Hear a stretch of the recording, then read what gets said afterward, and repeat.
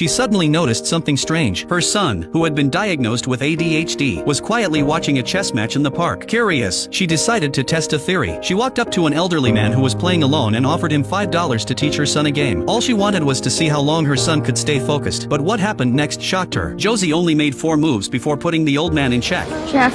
She couldn't believe it. This was the very first time her son had ever played chess. Could he be a genius? Eager to find out, she waited for the outcome. But the old man suddenly got stubborn. He refused to admit defeat. Instead, he insisted he had actually won. Yet little Josie didn't argue. He simply said, "Thank you," and walked away. Back home, she couldn't wait to see more. She asked her husband to play against Josie. At first, Dad was full of confidence. He thought there was no way he'd lose to a kid. But an hour later, his face was frozen. Not only did he lose badly, he had only managed to take 1 piece from Josie's side. And the most shocking part? Josie was in the bathtub the entire time, playing blindfolded without ever seeing the board. That was the moment George realized his son's talent was real. The next day, he brought Josie to a chess club to sign him up. But the club was full of top-level players. No coach wanted to waste time on a 7-year-old, so George decided to take him home. As they were leaving, he noticed Josie playing chess in the lobby. The match was intense. Each player was moving at lightning speed, barely a second between turns. And then Josie won. His opponent froze, stunned he'd just lost to a 7-year-old. From that day on, George took Josie to the park to play every afternoon. Josie was happy. He made friends. Life felt good. Until one day, a renowned chess master named Bruce came looking for them. That's when George found out. The player Josie had beaten that day wasn't just anyone. He was the national champion. Bruce was so impressed. He offered to coach Josie at half price. But George hesitated. He had tried so many hobbies with his son before. None of them lasted. Thanks to Josie's lack of focus, he didn't want to get his hopes up again. But Bruce refused to give up. He followed them home and gave Josie a few simple tests. Then he told George with certainty, "Your son doesn't have ADHD. He just thinks faster than other kids. That's why he seems impatient." He promised to bring out Josie's full potential. Hearing that, George paid the tuition without hesitation. 1 month later, he brought Josie to his first official tournament. But before it even began, something felt off. The referees weren't focused on the kids. They were yelling at the parents. No shouting, no trash talk, no staring each other down. George was confused until the game started, while Josie was quietly focused. His opponent's parents were openly glaring at George. And then chaos broke out. 2 parents started arguing. One had scratched his ear. The other thought it was a secret signal. As a result, all the parents were kicked out of the hall. The kids loved it. They clapped and laughed. But the parents? They were locked in a side room pacing, praying, panicking. George stared at the rankings on the wall. Josie was winning every round. Soon, other parents started coming over, pretending to make small talk, but clearly fishing for information. That fired up George's competitive side. During the final match, Josie and his opponent were locked in a dead heat, but off the board. The real showdown was between the 2 dads. Every time a piece was captured, someone would run back with updates. Josie just lost a pawn. George tried not to show emotion. The other dad actually came over and said, "Don't worry, your son will pull through." He even gave George a reassuring pat on the shoulder. But minutes later, Josie won. George held back a smile, walked over, and gently patted the other dad on the shoulder. "You did great," he said, then turned around, grinning from ear to ear. He couldn't hide it anymore. That swagger stayed with him the whole way home. Even on the train, he was still radiating pride. And when Josie fell asleep, George quietly took out the championship trophy. He held it, smiled, and finally let the joy sink in. From then on, George took Josie to every tournament he could find. Trophy after trophy, Josie filled his father's heart with pride. George got used to media interviews. He even started to enjoy the way other parents looked at him with awe and just a little envy. But at a school meeting, his bubble burst. The teacher spoke gently, but her message was clear. Josie was missing too much school. His grades were slipping, and he was falling behind socially. George was furious. "I know how to raise my own son. He's not even 8, and he's already surpassed everything I've ever accomplished. Do you even realize how ridiculous your doubts sound?" That night, he talked to Josie about transferring to a new school, one with better resources and actual chess classes. Josie avoided eye contact. He forced a smile, said, "Whatever you think is best." Days later, Josie asked a question. "What if I lose?" George used to say, "Winning isn't everything." But now, he looked his son in the eye and said, "You won't. They're all afraid of you." The next day, George waited as usual for good news. But this time, the outcome wasn't what he expected, and it would change everything for both of them. Want to know what happened next? Follow me. The rest of the story is coming soon.